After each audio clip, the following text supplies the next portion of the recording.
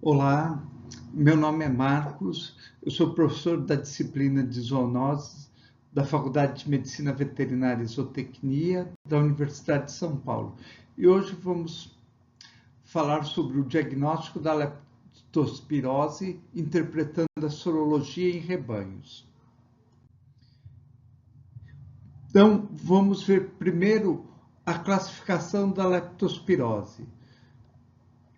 A leptospirose hoje está classificada em mais de 66 espécies, entre espécies patogênicas, ou seja, que vão causar doença no homem e nos animais, e espécies saprófitas, que não causam doença nos animais nem no homem. Essas espécies, elas contêm 23 sorogrupos e os sorogrupos contêm mais de 300 sorovares. Então, aqui nessa figura, a gente tem mostrando o sorovar que está dentro do sorogrupo e o sorogrupo dentro da espécie. Por que isso é importante a gente saber sorovar e sorogrupo? Porque as vacinas, elas são para os sorovares, ou seja, a gente vai ter uma especificidade na resposta imune relacionada ao sorovar e ao sorogrupo. Então, para eu ter uma eficiência de vacina, no meu controle, eu vou usar uma vacina específica para aquela sorovariedade ou sorogrupo. Então, por exemplo, nesse quadro, a gente tem aqui um exemplo, a Leptospira interrogans, aqui os vários sorotipos, os sorogrupos dela, ou seja, e os vários sorovares. Por exemplo, aqui no sorogrupo ictiohemorrágico, ele contém esses dois sorovares, o Copenhagen e o ictiohemorrágico. No sorogrupo Sergei, ele contém o sorovar Wolff, o Rádio, o Medanensis, e assim por diante.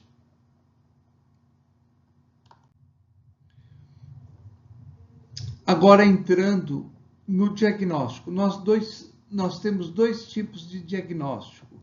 O diagnóstico direto, onde a gente vai ver a presença do agente diretamente, como aqui no isolamento, a gente vê o anel, formado pelas leptospiras no meio de cultura, ou através da microscopia em campo escuro, então a gente vai ver as leptospiras com o formato característico de leptospira, as bactérias, ou através da PCR ou da qPCR, que é a PCR em tempo real, que a gente vai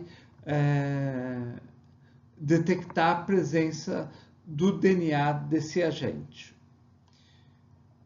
E nós temos o diagnóstico indireto, que é a gente vai observar a presença de anticorpos específicos contra a leptospira. Lembrando que o diagnóstico direto, ele, na maioria das vezes, ele é feito para o indivíduo. Já aqui no diagnóstico indireto, a gente pode fazer para o indivíduo, principalmente no animal na fase aguda. Então, aqui a gente tem um exemplo: cavalos, cães, animais selvagens, pessoas. Então, o que vai acontecer? Eu pego o animal na fase aguda e vou fazer dois testes. Um no dia 0, no primeiro momento, e depois eu vou fazer um novo teste mais ou menos 10 a 15 dias após o primeiro teste. Por que isso? Para ver o aumento do título. E se eu tiver um aumento de 4 vezes o título inicial, eu posso dizer que o animal está com uma infecção. Por exemplo, se no dia 0 ele tem um título de 100 e no 10 dias depois, no dia 2, ele tem um título, por exemplo, de 1.600, a gente tem aí um aumento de 16 vezes, eu posso dizer que o animal está infectando. Por que isso? Porque o que causa, uma das coisas que levam ao aumento dos títulos é a infecção. Mas para animais de rebanhos, aqui temos bovinos, caprinos, búfalos, ovinos, suínos. Então, animais de rebanho, eu preciso fazer a sorologia do rebanho. Por quê? Porque na maioria das vezes a gente não vai pegar esses animais na fase aguda. Então não adianta eu fazer no dia 0 e depois de 10 dias uma nova sorologia, porque muitas vezes eu não vou ver o aumento desse título, porque a infecção está mais no passado, e aí eu não consigo ver o aumento do título, e aí a gente fica em dúvida no diagnóstico. Então, se eu fizer do rebanho, eu vou pegar os animais em diferentes fases de infecção, e aí eu consigo ver como está os meus títulos naquele rebanho. Por quê? Porque, falando em bovinos, a principal manifestação clínica da leptospirose são doenças ligadas à reprodução. Pode ser abortamento, pode ser repetição de cio, aumento do intervalo entre partos. Tudo isso acontece muitas vezes no passado e a gente não vai ver o aumento se a gente fizer o que a gente chama da sorologia pareada.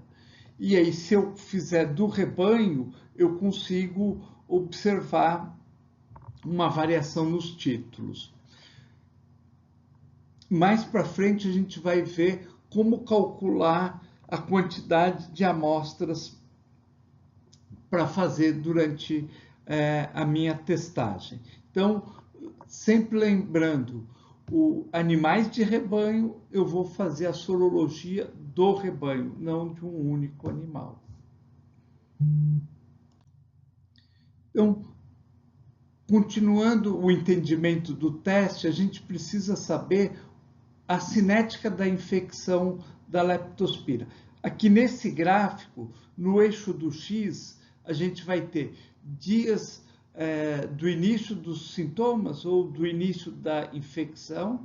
Aqui nesse eixo à direita do Y, a gente vai ver os títulos de anticorpos. E aqui à esquerda, também no eixo do X, a leptospiremia. Então, que seria as bactérias no sangue. Quanto mais alto aqui, maior a quantidade. Então, nessa linha aqui que eu estou mostrando, a gente tem a quantidade de leptospira no sangue, né? Então, aqui a gente vê a presença da leptospira no sangue. Então, no dia da infecção vem um aumento, a gente tem um pico, e aí, com 7 dias, já há um desaparecimento. Por que isso acontece? Pela resposta imune do animal. Ele vai desenvolver essa resposta imune que vai atacar as leptospiras e o que pode acontecer? Ou neutraliza todas as leptospiras e aí o animal não tem mais nada, ou senão essas leptospiras podem se evadir para os rins, onde vão ficar protegidas da resposta imune, e aí o animal se torna um portador. Vocês podem ver que tem enquanto aqui nessa linha contínua, a IgM, a gente vê um aumento, ela bate com um aumento da IgM e uma diminuição da leptospira no sangue. e aí um pouco mais tarde a gente vê um aumento da IgG. A nossa sorologia vai pegar tanto IgG como IgM. Então, por isso que no caso agudo, a gente sempre tem que fazer a sorologia pareada. Aqui, por exemplo, no dia 0 e mais ou menos no dia 10 ou no dia 14. Por quê? Porque eu vou ter a consolidação dos meus títulos de anticorpos. Se eu muitas vezes eu posso pegar no início da infecção, ele não vai ter título nenhum. E aí eu posso considerar um animal negativo e, na verdade, ele estava nessa fase aqui onde não tem anticorpos e aí o teste não consegue enxergar. Mas nos animais de rebanho, por que eu tenho que fazer a sorologia do rebanho e não só de um único animal? Porque eu vou ter animais nessa fase aqui, ou seja, quando o teste não pega, eu vou ter animais nessa fase aqui, onde eu vou ter títulos mais baixos, e animais aqui nessa fase, onde eu vou ter títulos mais altos.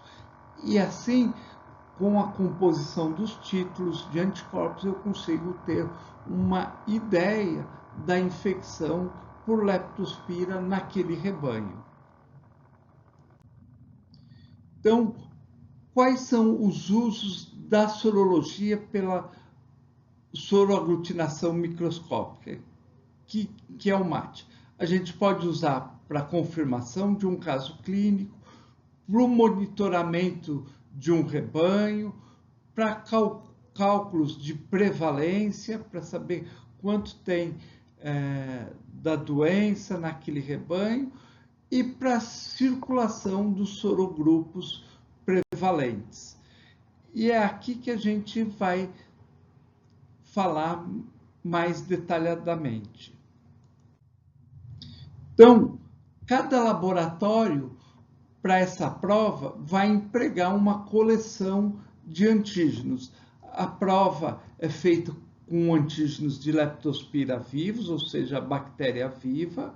O nosso laboratório trabalha com 24 sorovares, porque é um laboratório de pesquisa, então a gente trabalha com essa grande quantidade de sorovares. Mas alguns laboratórios podem trabalhar com sorovares de acordo com a espécie animal. Então, por exemplo, eu tenho bovinos, eu vou trabalhar com sorovares mais prevalentes para os bovinos. Então, na hora de vocês pedirem a sorologia, é bom saber qual são as variedades ou sorovariedades que o laboratório está usando. Esse teste, a gente fala que ele é muito bom para identificar os sorogrupos.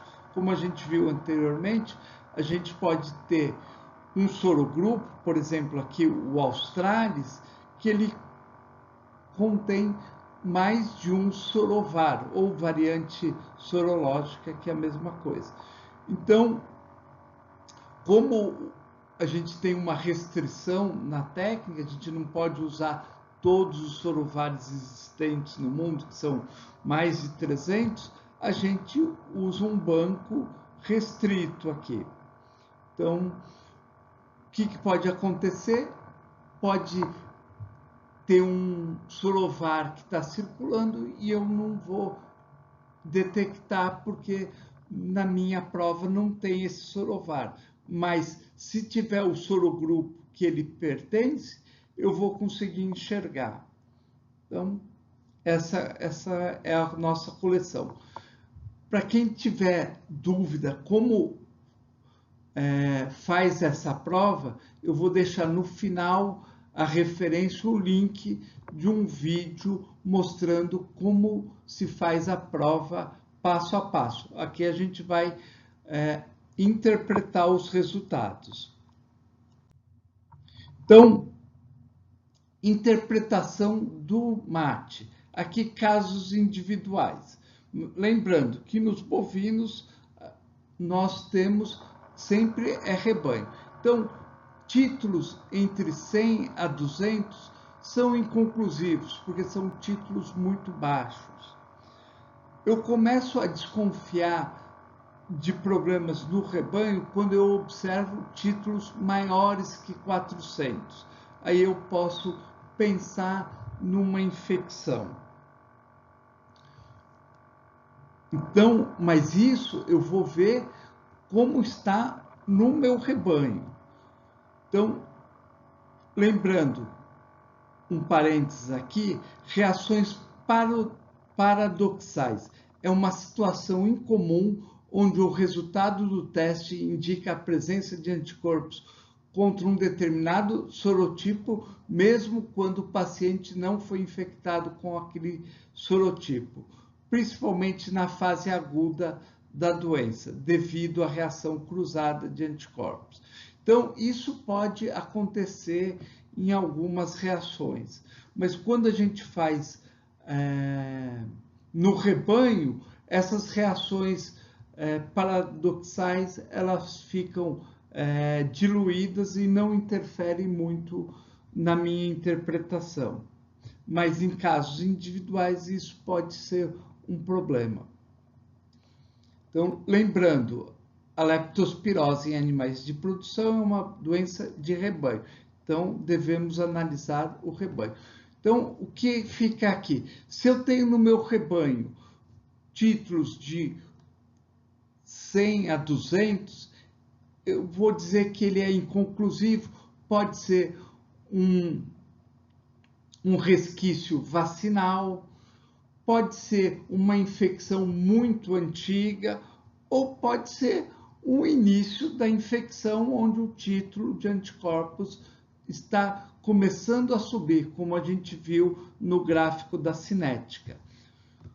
Quando a gente tem títulos maiores que 400, principalmente se o sorogrupo for o Sergio, que é o sorogrupo adaptado a bovinos, eu devo ligar a minha luz de atenção, a luz amarela, e começar a olhar com cuidado, porque a gente sabe como que o sorogrupo Sergio, ele está ligado aos bovinos, ele vai gerar títulos baixos, ele não vai gerar títulos expressivos, como a gente observa muitas vezes quando o bovino tem uma infecção, por exemplo, pelo sorovar pomona, que aí a gente vai observar títulos maiores que 3.200, títulos de 6.400 e assim por diante.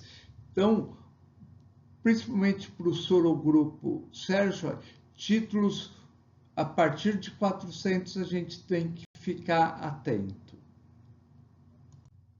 Então, a interpretação do mate, agora eu vou ensinar para vocês essa técnica que a gente chama sorovar mais provável. É uma técnica de ranqueamento dos sorogrupos sorovares para podermos identificar o sorovar de maior frequência. Vocês viram que a gente usa um banco grande de bactérias, de antígenos, para fazer a prova. Então, o que acontece? Um soro pode dar positivo para mais de um sorovar. E a gente tem que limpar isso para poder tomar uma decisão melhor. Então, foi desenvolvida essa técnica que a gente chama de sorovar mais provável. Vocês vão ver que é muito simples, é simplesmente um ranqueamento, onde a gente vai ranquear do mais frequente para o menos frequente, para poder ter uma tomada de decisão. Ela é muito utilizada para a racionalização do diagnóstico sorológico da leptospirose. E isso ajuda muito na tomada de decisão. Então, aqui nessa tabela, nós vamos ter o seguinte. Em cor-de-rosa é não reagentes, ou seja, animais negativos. Em amarelo, títulos mais altos entre os reatores. Em azul, não houve um título dominante, ou seja, em azul houve título, mas não teve um título dominante, ou seja, os títulos eram iguais.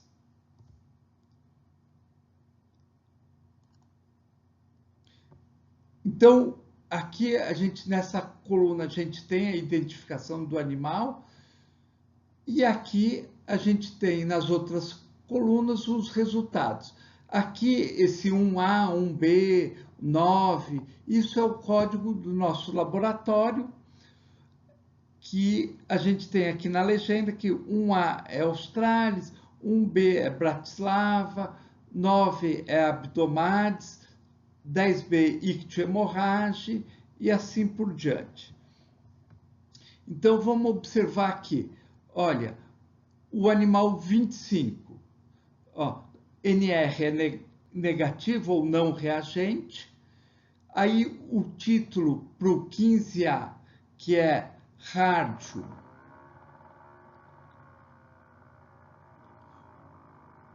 foi 400, e o título para o 15B, que é Wolf, foi 400. Ou seja, eu tenho aqui um empate desses títulos, ou seja, não consigo discriminar o título, não houve um título dominante. Então, o que eu faço com esse animal? Eu descarto ele da minha contagem, eu não vou considerar ele na minha contagem porque eu não consigo discriminar. A mesma coisa com o animal 2694, ó, teve um empate aqui, título de 100, um outro empate aqui de 100 e de 100. Aqui, esse animal aqui, ele foi negativo, ou seja, não teve nenhum sorovar reagente, mas olha só o título do animal 32.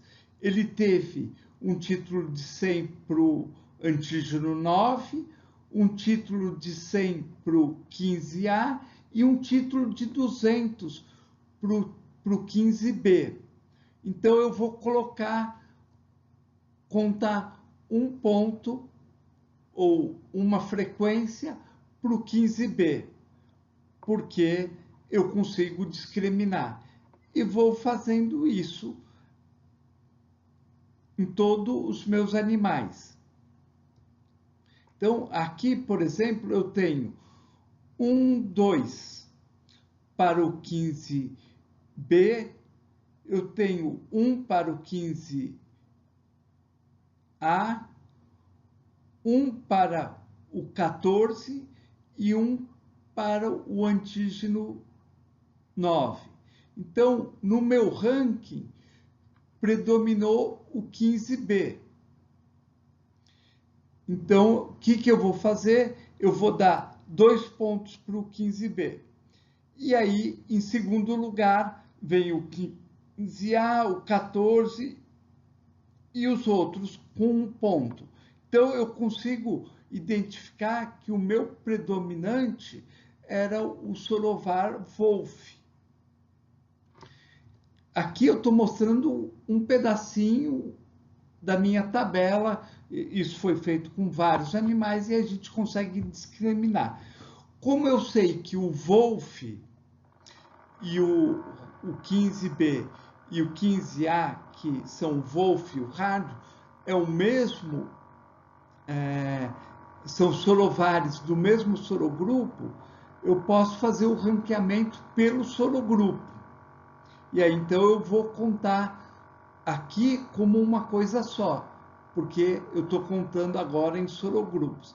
E aí eu posso dizer que o sorogrupo mais provável era o Sergioy, né, que corresponde ao sorogrupo mais prevalente em bovinos. Com isso, eu consigo discriminar e limpar a minha prova. né? Então, é uma técnica bem simples, ranqueamento. Então, o que a gente precisa saber, recapitulando? Que quando eu estou fazendo por Sorovares, eu vou desprezar da minha contagem quando eu tenho, quando eu não tenho títulos dominantes, vou contar só os títulos dominantes e vou fazer um ranqueamento de frequência, do maior para o menor. Aí eu posso pôr o primeiro, o segundo e o terceiro no ranking. Então, aqui é uma outra tabelinha, só para exemplificar. Aqui a gente, isso é numa granja de suínos, aqui a gente foi feita a sorologia em vários anos, 88, 89, 90, 90 de novo e 91, a proporção de positivos, e aqui o meu sorovar mais provável a partir do título 100, e aqui eu fazendo a partir do título 400. Então, eu posso fazer essas variações, pegando todos a partir do título 100 ou pegando a partir do título 400. Olha só, a partir em 88 eu tenho que o mais provável foi o 10A, que é o Copenhagen, e aí o 2A, que é o Alto Nales, e aqui o Sentote. Para o título de 400, manteve a mesma coisa, o 10A como primeiro. Então, é uma granja de suínos, e olha só, aqui o Copenhagen, ele é muito ligado a roedor. Então, 99 eu vejo a mesma coisa, o 10A sendo o mais provável. Em 90, o 10A mais provável também. E olha só o que aconteceu aqui, do mês 6 para 90, para o mês 11 para 90, o que foi feito nessa granja? Uma desratização, ou seja, um controle dos roedores. E olha o que aconteceu, o sorovar mais provável mudou. Ele passou a ser o Panamá, que não é mais ligado a roedores. Então, mostrando que um controle de roedores, eu consegui controlar a minha leptospirose por esse sorovar no rebanho de suínos. Aí parou-se de fazer o controle de roedores, voltou o 10A novamente. Então, essa é uma técnica interessante para a gente limpar e racionalizar a minha tomada de decisão. E aqui, para a gente finalizar, eu tenho uma tabela com o tamanho de amostra requerido para descobrir uma dada porcentagem, de 1 a 50%, de reatores em uma população de diferentes tamanhos para um nível de confiança de 99%. Então, eu quero saber quantos animais eu preciso amostrar num rebanho para eu identificar um animal positivo com uma confiança de 99%. Então, aqui nessa linha, eu vou ver a nossa prevalência. Então, eu devo ter uma ideia da prevalência.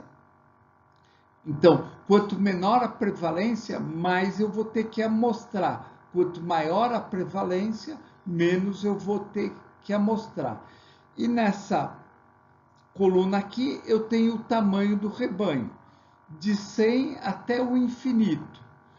Então, vocês observem que um rebanho com 5.000 animais, eu não preciso coletar muitos animais, tudo vai depender da minha prevalência. Então, a gente pode trabalhar com uma prevalência ali, se a gente não sabe, em torno de 10% do rebanho. Então, num rebanho menor, eu vou ter que amostrar 36 animais. Mas veja só, num rebanho com 1000 animais, eu vou ter que amostrar somente 43 animais. Muita gente fala, pega 10% do seu rebanho, mas aí você vai ter que amostrar muito mais. E aí o custo começa a ficar proibitivo. E vocês observem que quanto maior o rebanho, dependendo da prevalência, você não vai precisar mostrar muito mais. Então, por isso que é interessante usar esse tipo de tabela para a gente coletar, maximizar a coleta de material para a gente determinar a presença da doença. Então, finalizando a nossa aula, eu deixo aqui um trabalho com um link que fala desse ranqueamento, o manual de métodos de análise microbiológica, que o número mais provável ele foi baseado em técnicas de ranqueamento na análise de alimentos, e aqui no nosso canal Luz, Câmera e Ciência, o passo a passo da soroaglutinação microscópica para detecção de anticorpos contra a leptospira, nesse link no YouTube, para vocês observarem, quem tiver dúvida, no passo a passo da técnica. E por hoje é só. Obrigado.